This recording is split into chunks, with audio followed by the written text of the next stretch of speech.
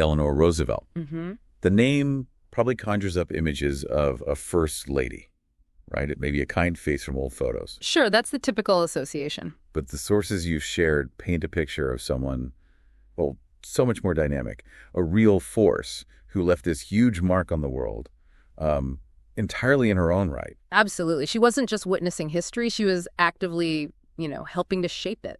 So that's what we're doing today, this deep dive into these materials you provided, trying to uncover what truly made her such a transformative figure, way beyond just being the president's spouse. Exactly.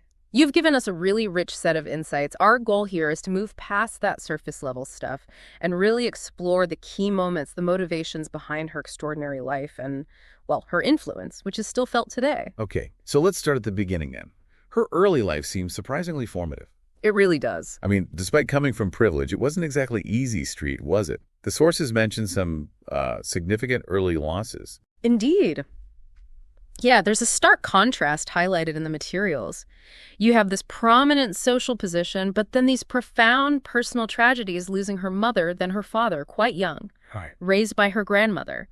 And the sources suggest her childhood was marked by a real sense of loneliness and maybe this deep-seated desire for connection, for approval. But these early losses, instead of just isolating her, seem to have cultivated this incredible empathy for other people's suffering. That's interesting. Yeah, it's a thread you see running right through her whole life's work. It seems like that vulnerability actually became a source of strength later on. It's almost counterintuitive, isn't it? Thinking of someone who became such a powerful public figure, having that kind of early insecurity makes her feel much more relatable. Definitely. But it wasn't all hardship, right? Her time at Allenswood Academy, that sounds like a real turning point based on the sources. Oh, absolutely pivotal. The influence of the head mistress there, Marie Silvestre, seems huge. Oh, so.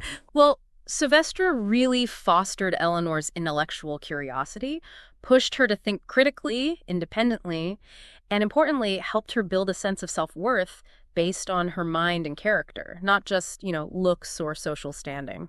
Okay, so building confidence from the inside out, essentially. Exactly. It was a crucial period for her growth, her self-assurance. You can see it in the materials. So she comes back to New York from this, well, more empowering environment, and then immediately throws herself into social work.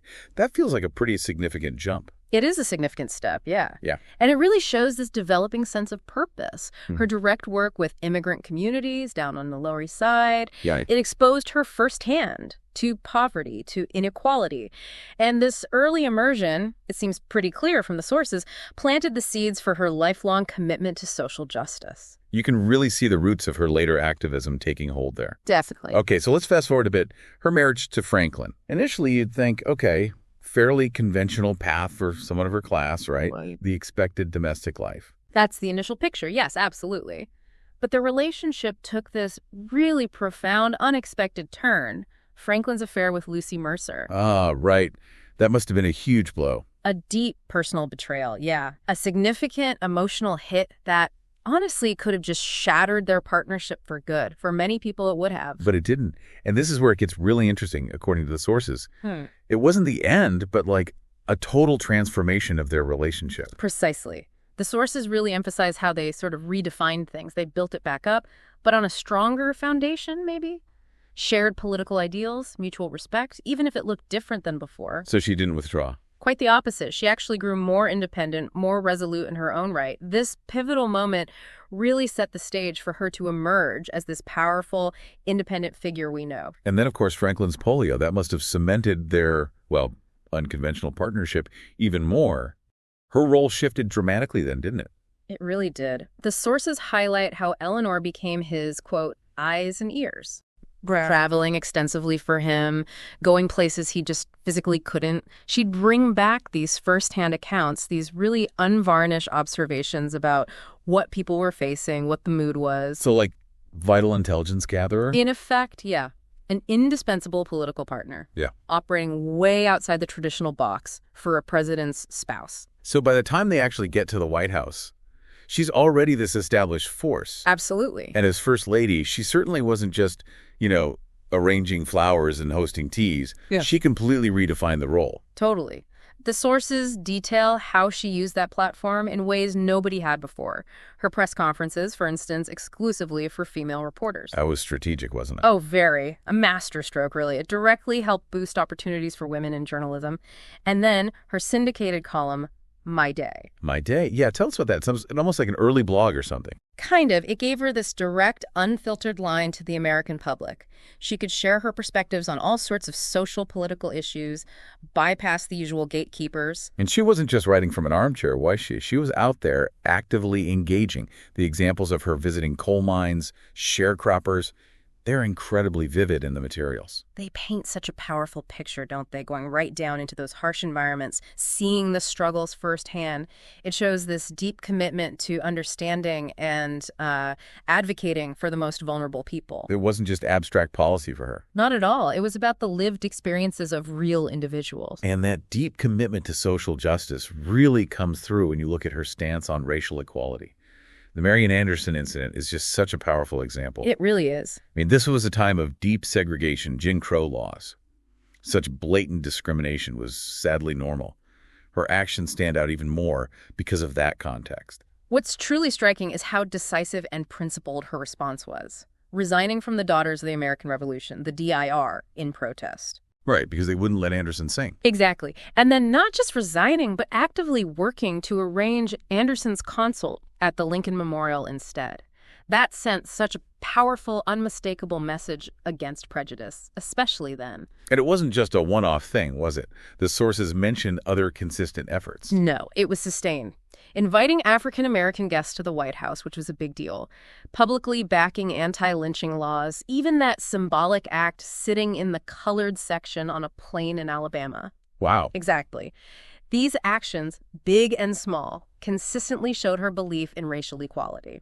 She definitely faced criticism for it. It wasn't always popular. I can imagine. But she stuck to her guns. The sources make it clear this was fundamental to her moral core. Then World War II breaks out. Her advocacy doesn't stop. It just shifts focus slightly. Right. She channels that energy into supporting women in the war effort, helping European refugees fleeing the conflict. It seems like her empathy, her concern just stretched across all kinds of human suffering. Visiting troops, too, right? Wounded soldiers. Yes, her wartime activities show that same tireless energy. Visiting troops in the Pacific, showing genuine care for the wounded, it speaks to an incredible dedication, a real sense of responsibility. Okay, so the war ends. Franklin has passed away. Many people might have expected someone of her age, her stature, to maybe, retire gracefully, write her memoirs, step back. That would have been the conventional path, certainly. But Eleanor Roosevelt, nope. She embarks on what many see as her most significant chapter at the brand new United Nations. This is where her legacy truly goes global, solidifies.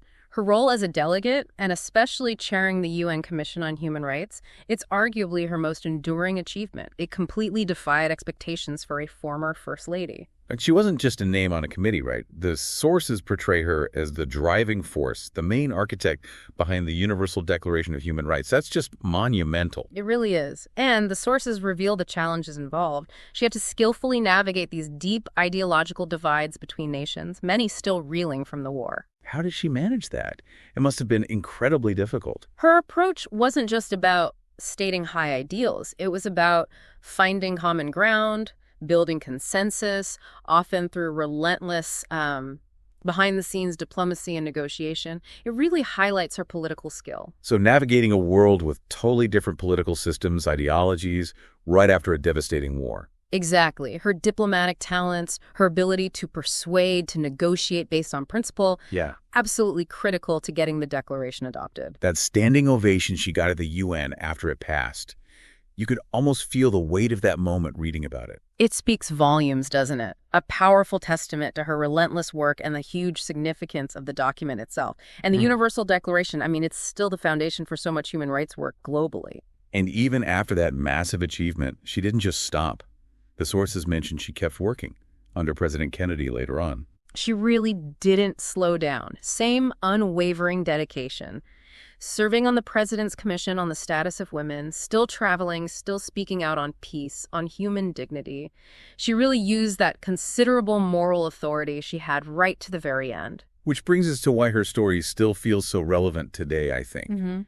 In our world, which can feel so polarized sometimes, her ability to actually listen and try to understand different perspectives feels incredibly important. Absolutely. That commitment to understanding different views is such a valuable lesson for right now with all the division. And maybe in an era that sometimes feels a bit cynical, her idealism, her belief that things can be better is a powerful reminder. Exactly. Her unwavering belief in principled action is a real antidote to cynicism. And that famous quote of hers about human rights beginning in small places close to home, Right. it's still so potent. It inspires grassroots movements all over the world. It really makes you think about your own sphere of influence, doesn't it? And her own journey, personally, from that early insecurity we talked about to becoming this incredibly self-assured, globally influential leader.